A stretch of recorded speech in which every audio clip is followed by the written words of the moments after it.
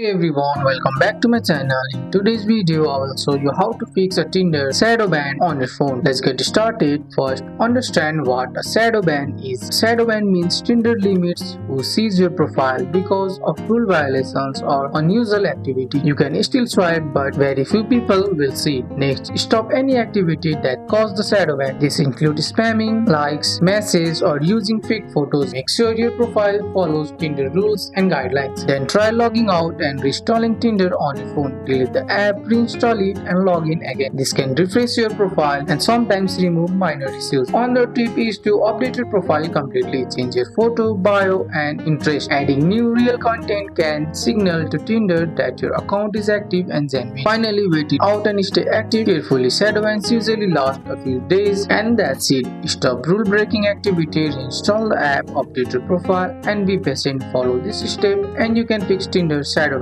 on your phone. That's all for today's video guys. I hope you guys like this video. If you found this video helpful, drop a like, subscribe for more videos. Thanks for watching. See you in the next one.